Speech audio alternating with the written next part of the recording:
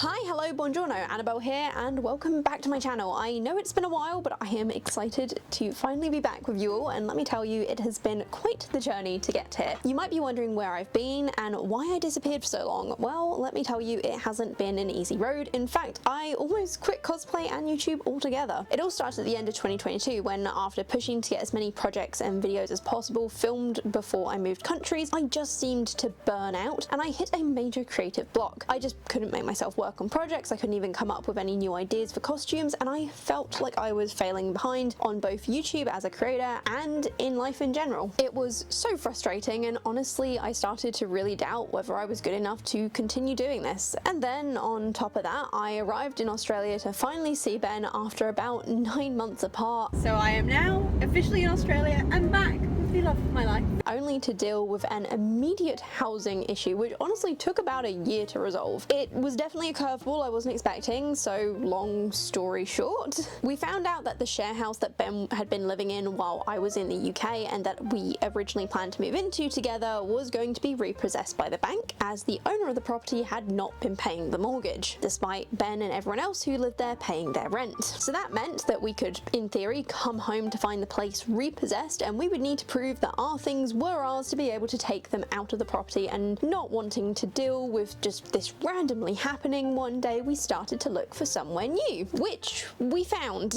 The place was small and it was another share house, but the garden was so nice, guys, and there weren't that many people living there, so we took it, only to move in, be told we were not allowed to use the garden, which is like 90% the reason we picked that house. We had no air conditioning in the middle of Australian summer, which was horrendous, and 2 weeks after moving in, we were asked to leave because we were not being social and hanging out with them in the garden that we had been told we were not allowed to use. Yes, we were both a bit confused by this as well, but we got asked to leave, so we moved into another share house that this time was not ideal. It had 8 other people living in it, and honestly at first it was actually quite nice until some of the guys left and the new people who moved in were not great, shall we say. Add that to several occasions where we had no electricity for days at a time and weeks without any hot water. We did not want to stay, but here in Perth there is quite a serious housing crisis, and even though we made about 250 applications to various houses,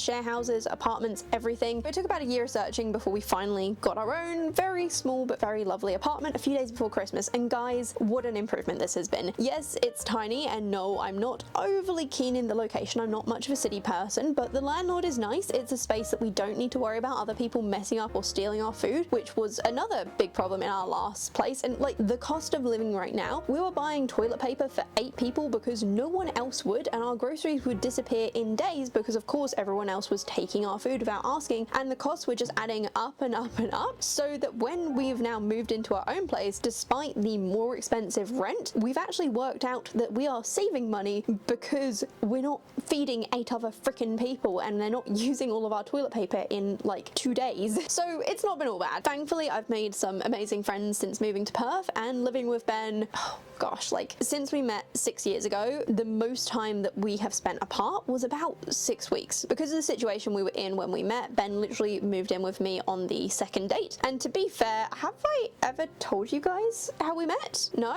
Okay, this video is going to be too long as it is, but if you want that story, please leave me a comment letting me know and I'll tell it at some point. To be fair, it is quite funny. The point is though that I didn't realize how hard being apart would be, and being back together has been amazing. We've both said that if we ever need to go long distance again, it will be for 3 months max, but hopefully that is not going to happen anytime soon. So anyway, while this housing stuff has been going on, my working situation has been interesting. On a not cosplay note, my visa for Australia took nearly 6 months to get. We estimated it would take about 3, and so though I did want and expect to take a break, I had been hitting up the overtime at work hard before leaving the UK to make sure they had the money to get me through this break. I did not expect the break to be that long, and I just didn't feel like I was contributing. Like, I am not a homemaker, I am terrible at chores, my cooking is only just edible, and most of all, I never realized how much I liked having the routine of work to help me pace my video making. Without that structure, I fell into some really bad habits. I did make stuff, but honestly, unless Ben was home, I really struggled to be productive. I would write up to-do lists that were way too long, and even though Ben tried to give me a gym pass to give me something outside outside the house to do after an incident where this bloke actually tried to solicit me as I left the gym and then began following me through the car park as I went to walk home. I was pretty reluctant to walk to the gym on my own, so that didn't really work out. I also love writing, but I often fell down the rabbit hole with it and had nothing usable in the end, and even reading books, I just couldn't focus on them. It was a really weird time for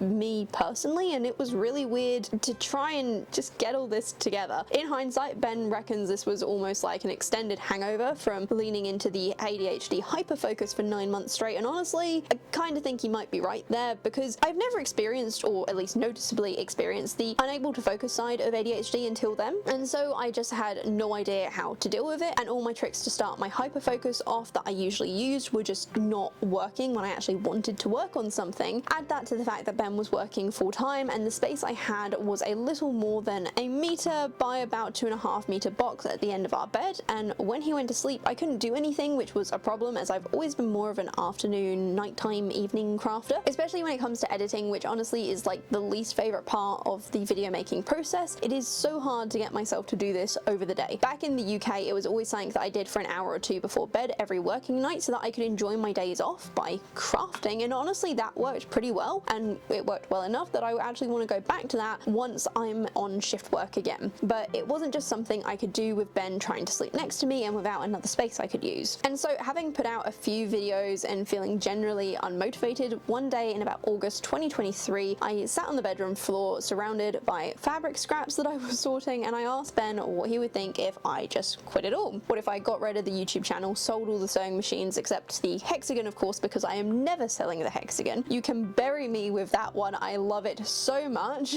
And yeah, what if I just stopped making cosplays? And guys, Ben was disappointed. I can't remember what he said exactly, but it was along the lines of, did I really want to give up something that I have worked so hard on, and did I really want to get rid of the sewing machines I had been scouring the UK to collect? And if I did, the big question was, what would I do instead? Because that's the thing, I got into cosplay because Ben saw me coming home from work every day and doing nothing. I read books, I maybe did a little writing every now and again, but I didn't have any hobbies, anything outside of my job. And after It's Not Healthy lecture, we were discussing going to a Comic-Con, as we'd both always wanted to attend one but never had, and I happened to mention how cool the cosplays were and how I used to sew, and he was like, right, do that, and marched me to Spotlight to buy a sewing machine. So I did that. I made him the Dai Li cosplay that he wanted, I made myself a matching Kyoshi Warrior outfit, and we attended Armageddon Auckland in New Zealand, and oh my gosh guys, we had everyone stopping us for pictures. We even did a interview, and it was so much fun, and the costumes were not even that great in hindsight. Well, mine wasn't. Ben's I still love, though we're not sure if it still fits him, and goddamn, those samurai trousers are never seeing the light of day again, but still, it had me sold, and I immediately started working on my next one as soon as I got home. Anyway, after I said I was thinking of packing it all up, Ben made me sit and think about it. He reminded me of the people I know through YouTube and cosplay. He pointed out how proud I had been about learning to make my own patterns, how I had so many outfits on my to make list, and did I really never want to create any of them?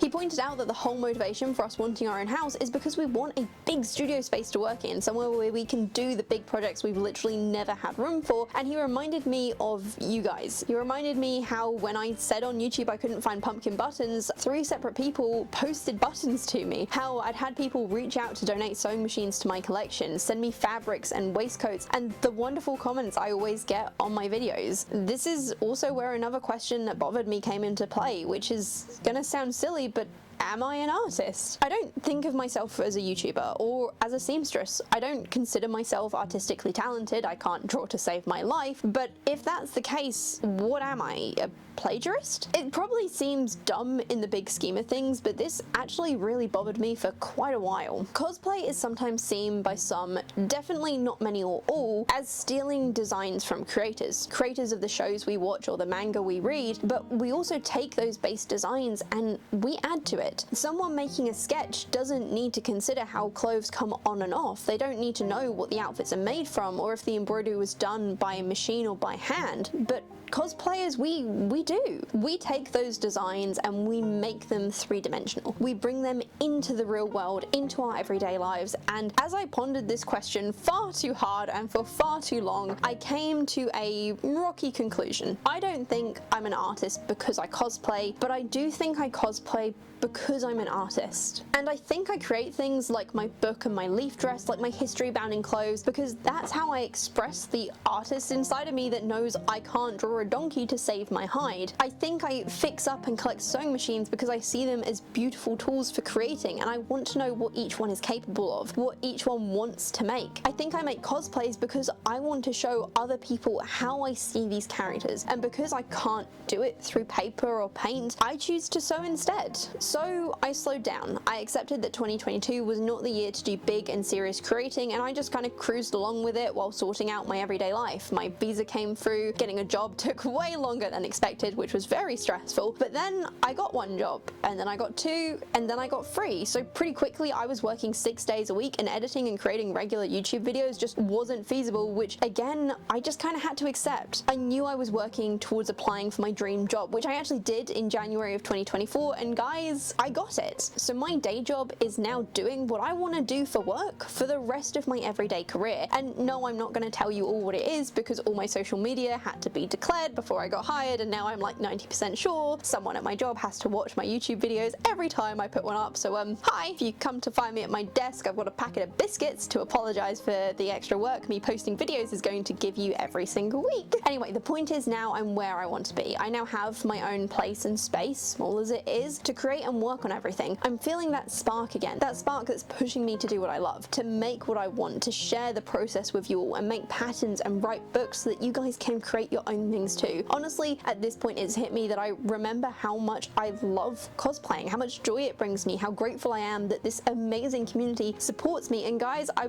want to keep going. I want to grow this channel, compete in every cosplay competition I can. I want to use this passion and embrace the opportunities it brings, which includes being an official Pixel Pal at this year's Pixel Expo, which if you guys are in Perth, Western Australia and want to attend, please use my discount code below to get tickets, because one, it'll save you some money, and two, it shows the guys who decided I get to be a guest that you guys want to see me there, so they invite me and Ben back for next year as well. As a side note, I'm also one of the people running the cosplay display at the Perth Royal Show, so please come along, check it out, and if you have something you want to show off, consider entering your makes, as this is the first year that it is run as a competition, and I want to make it a success so that we get invited back every year, as it means I get to go and pet the ducks and rabbits next door while dressed as a princess, which I did last year, and oh my gosh guys, it was so amazing. And the only reason I got to do it is because of this YouTube channel, is because of you, and just thank you. As for what I'm working on now, well, my Patreons have gotten a rough list of videos I'm currently editing, but here is a little preview.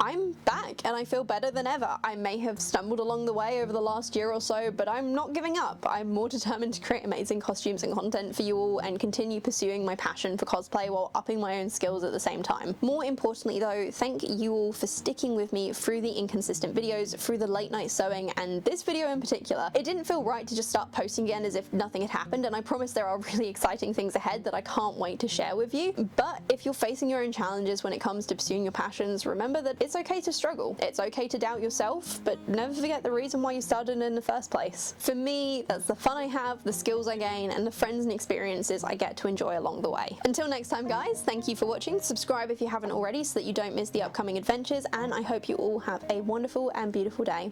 Bye!